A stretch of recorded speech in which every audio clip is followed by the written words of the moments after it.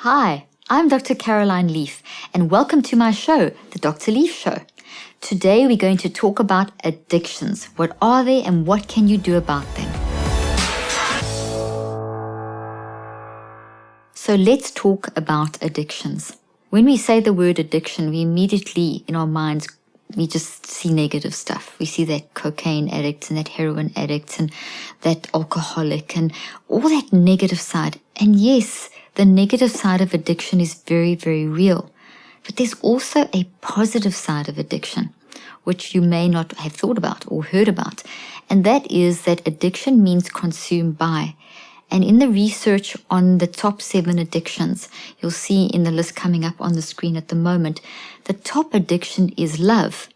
So when we think about love, love is good. So therefore, addiction to love is a good thing. So love is good. Addiction means consumed by. So we are designed as humans to be consumed by love. Now we look scientifically at that concept and we see that we are actually made in love from love. And that doesn't sound very scientific. It sounds very spiritual, which it is, but scientifically in quantum physics, it's a very simplified version of what they say. They say as humans, we are basically, you can see the physical, we break down to obviously the structures inside our body and the cells and the subatomic particles and the waves. So when you look at me, you are looking at physical, but actually also there's a very big part of me that is the non-physical, and that's these waves of love energy. Now, what is my point? My point is that what we have found on a quantum physics level is that we are made of we literally break down to these waves of energy, and that the environment that we live in are waves of energy. We found on the neuroscientific level that the structures and circuits of our brain and body and the cells in our body are actually wired for positive stuff, and that we don't have wiring naturally in our brains for negative stuff. So we don't have like a fear circuit in the amygdala or whatever like we see very often in the media. You've got to be very careful of what you read in the media when it comes to science, because it's very often hyped up and it's incorrect science. But what we see correctly in science is that we as humans are wired for love. We are made in love from a very obvious physical level to the non-physical level. So here's the point. If we are designed to be consumed by love, we're made in love from love. When love becomes distorted, then we're going to distort that love addiction, which is natural, and that love addiction then becomes a distorted love addiction. And as soon as something becomes distorted, then things go out of kilter and things go wrong in our lives. Now, what would shift us from positive to negative addiction? And that would be the events and circumstances of life. So things happen, the challenges, the events and circumstances of life that we cannot control. We can, however, control our reactions, which we'll talk about in a moment. So the addiction, a toxic addiction, is birthed out of distorted love. It's birthed out of a situation that someone has gone through, and they're then battling to deal with that. And over time, they have suppressed that. But you can't suppress anything in the brain and the mind, because whatever you've created in the brain and the mind, and they work together, whatever you think about becomes a physical reality in your brain. You literally build it into your brain. So it exists on a non-physical and physical level, and it's real. And if you suppress it, it has not gone away. So it could be a trauma, it could be an abuse, it could be a conflict, it could be some traumatic experience, it could be accumulation of life events that has got you to a point where you just are in a state of distorted love, where your life is going crazy, your decisions are going crazy to whatever degree. Your brain is responding with this neurochemical chaos because your brain simply does what your mind tells it to do, and that impacts every cell of your body. So you're feeling it throughout yourself physically. So the pain of that situation becomes too much. So we try to hide that pain through alcohol, drugs, food, sex, porn, whatever. Anything that is consuming your time to try and hide you or block you from facing the issue is becoming a toxic addiction. Interestingly enough, it's kind of almost like a paradoxical situation, because the very thing that you are doing in the addiction to try and hide it is actually what you're actually trying to fix it at the same time. So there's a confusion that occurs because we're always being drawn back to our optimism bias or wired for love nature, but we're doing it in the wrong way. So after the break, I'm going to come back and we're going to talk about some tips on how we can deal with this.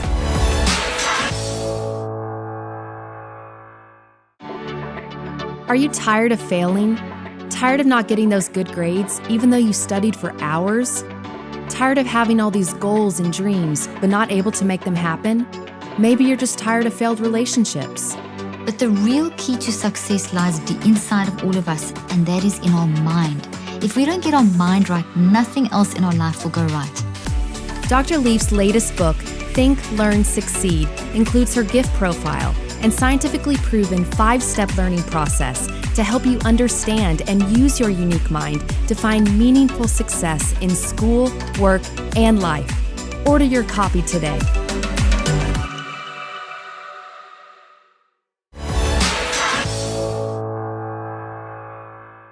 All right, so addiction is a good word, and the top addiction is love. No one can live without love, and more people die annually from the lack of love and loneliness than any other disease known to mankind. So when we don't have love, or when love is distorted, the potential for addiction arises. If you look back at the screen, you'll see that the second top addiction is the modern American diet, is food. So as humans, we cannot live without love. This is why we talk about being addicted to love, consumed by love, and we cannot live without food. Those are two basic biological needs that we need as humans. And if we don't get them satisfied correctly, if we don't get correct food and correct love, we're going to go to distorted love and distorted food. So even the modern American diet, which is processed foods and chemicals and non-organic and things that are not pasture-raised, all the negative stuff, and I have a lot of information in this book called Think and Eat Yourself Smart about the dangers of the modern American diet and what this does to our brain. So food is actually can be, because we need it to survive, like we need love to survive, we can get addicted to the wrong kinds of foods. And the wrong kinds of foods are actually designed by the food manufacturers to distort our thinking pathways. So it's interesting because the very pathway that is activated in your brain as you're thinking to build a thought is the same pathway that is activated when you are eating food, and the thinking that goes into eating because there's thinking happening while you're eating. So if those pathways become distorted, we create these desires that consume us, and they can turn into addictions. So the modern American diet I explain in here about how it becomes addictive. And if you look back at the screen again, you'll see that there's other addictions there. Now, we can't live without love, we can't live without food, but we certainly can live with the others that you see up on the screen. We don't need cocaine and heroin and psychotropics and alcohol and cigarettes to survive, but what we do need is love and food. All right, so that's the basic concept. So now the next thing is that we've got to now start dealing with this. So what I also have here is my book called Switch on Your Brain, which has the 21-day brain detox in it, which is a program that I developed in my clinical practice for my patients based on my 5-step learning process. And hundreds of thousands of people around the world now are using this process, and it's based on how we build thoughts. So whatever has caught us in that addiction, whatever trauma we are trying to suppress, that we are now covering up with what we are now getting addicted to try and numb that pain or get rid of that pain and not deal with that pain, you can actually find the root, and then rewire your brain. And you use your mind to do that. So it's all mind work. You have a very powerful mind. You may not feel that you have a powerful mind, but science shows us that we have incredibly powerful minds. We have incredible ability to use our minds to change the way that our brains function. We use our minds to build matter in our brains. As you're thinking right now, as you're listening to me, you are growing protein structures in your brain that look like trees to hold my words. You design how your brain functions. You literally control every cell of your body. You literally control your DNA with your mind. So knowing that, and I teach that in my materials in depth, knowing that you need to realize that you actually have power over the addiction.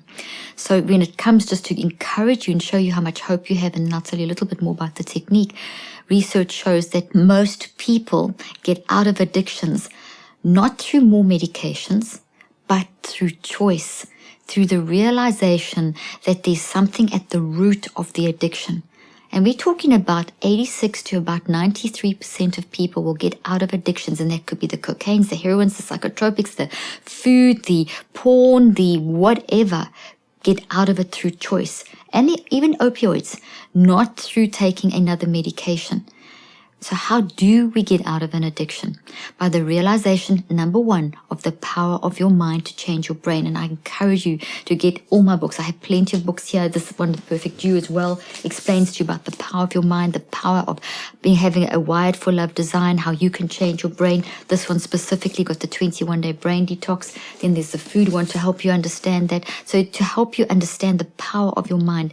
Then number two is you need a really good organized mind-directed technique that will also change your brain. So we call it a mind-directed neuroplasticity technique, which is a mouthful. And what it means is that you need to know, what do I do with my mind to change my brain so that I can find this root of this addiction and sort that out and rewire, reconceptualize that pain into something that I can deal with, and in that way break the addiction, whether it be to the painful situation, whether it be to the food, etc. And that process I call the 21-day brain detox. As I said, it's in this book, Switch on Your Brain. I also have an online app called the 21-day brain detox, and I have an app called Switch. And those are all technique-based, walking you through how to identify the core of the addiction or the root of the addiction, and then how to rewire your brain. Now, what I want to stress is that this is not an overnight issue, and I know you know that. If any of you caught up in an addiction, even if it's to me, myself, and I, being consumed by myself or consumed by saying, I can't. I mean, even those are addictions. Anything that's consuming your time and blocking your functioning is an addiction, and it's blocking something. So it's not going to happen overnight. So it's going to take time, but there is a time frame. When you don't know how long it's going to take, it's scary. But if you know that there's a fixed amount of time that you're going to have to commit to dealing with this thing, it makes it so much easier. So once again, it's very clearly laid out in all my materials, this time concept, and in my online programs and in my apps. But so let me give you the broad picture. We find that the body heals in cycles of 21 days. So if you get a blister, your body takes about 21 days to heal that blister. And no matter how, depending on the level of severity of the damage in your brain and body, it works on cycles of 21 days. We find the same for the mind. Because the mind treats a toxic issue, the body sees the toxic issue as exactly the same as if you had a blister, or if you had a physical damage, or if you had a virus in your body, if you were badly injured in some way. Your immune system of your brain and your body respond in exactly the same ways if you had some physical damage. So therefore, you are going to get mind healing in the same cycles of 21.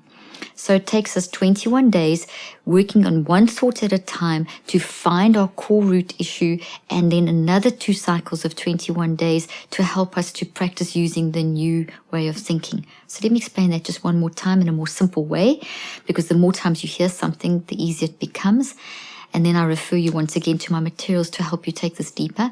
But it is going to take you at least 3 cycles of 21 days to break an addiction. And sometimes you need multiple cycles of 63. So multiple, because they're working groups of 3. 3 times 21 being 63, you might need multiple cycles. Because what very often happens is, as you start working through to get to the root of the addiction, then something else comes up and you see, okay, well, there's one tree. If you think of a tree has roots and it has branches, and all those branches represent the content that is associated with the core, which are the roots. And sometimes those roots have got connections to other trees. So now there's another tree and you see, okay, well, here is this issue, but it's definitely linked to that issue. So then you know that's fine. For these 3 cycles of 21 days, you're going to work on that first initial issue, and then you're going to move the next cycle of 63 days, you're going to work on to the next issue, and so you keep going on. As I said, very clearly laid out in my materials. What I want to bring to you today in the show is the concept that addiction is actually a good word, but it can become distorted, and it becomes distorted when we don't deal with our stuff. We have to deal with our stuff. Bottom line, you can't control the events and circumstances, but you can control your reactions to the events and circumstances. If you don't, they literally catch you, they block you, and you can't get rid of them, because once you've thought about something, you have built it into your brain, you have cellular memory, every part of your body has been literally entrained into that situation. So whatever went on, let's say that you went through an abuse, for example, at that time, or maybe it was repeated, it was building into your brain because it's an experience that you're go through, it becomes part of your physical structure. Every system in your body, how it was at that time, is built into that memory as well. So we've got our bodily systems connected into that. It's in our cells, it's in our cellular memory, because everything physically responds to what you're going through. And that is why when we recall these things, it's so hard to deal with them. We get these post-traumatic events, like post-traumatic stress disorder, which you would have heard about. And that's because that's like when you relive it, you're reliving all the pain, and your body seems to kind of collapse because your body brings back the memory of what your body was like at that moment. And so, but all of this you can change, because your mind can change your brain. Your brain is neuroplastic. That means it can change. It's changed by your mind. Your mind is your ability to think and feel and choose. You are extremely powerful. I stress once again as I close this show that your mind is so powerful that you can change matter with your mind. You can change how your brain and every cell of your body responds. You can wire out whatever's happened. You can work through that and create and reconceptualize that. In doing that, the pain will become manageable and you'll start being able to move forward in your life. And I do recommend that you do this with the support of loved ones, because the more you work with loved ones within a community of love, within an environment of love, the stronger you will be and the more resilience you will have. You can do this because you have a very, very, very powerful mind. Science shows that that's us, that with our mind, we can change our brain. And I remind you one more thing is that according to research, 86 to 90% plus, 93% plus of people get out of all kinds of addictions through choice. So by choosing to listen today and to start choosing to get to the core issue and start working through this in a very nice organized process, you can overcome that addiction. You are powerful. Thank you for joining me today. I'm Dr. Caroline Leaf, and this is the Dr. Leaf Show. And if you haven't yet subscribed, go to the button at the bottom of your screen and you'll be kept up to date with all things related to mind and mental health. Thanks for joining us today. Dr. Leaf's best-selling book will help you find the switch that will turn on your brain and enable you to be happier and healthier in your mind and body, more prosperous and more intelligent. No diet will work unless you have the right mindset. In the book, Think and Eat Yourself Smart, Dr. Leaf will show you how to eat real food mindfully and develop a healthier body, brain, and spirit.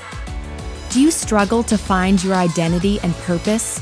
The Perfect You will help solve life's questions by providing you with a blueprint for your unique mind.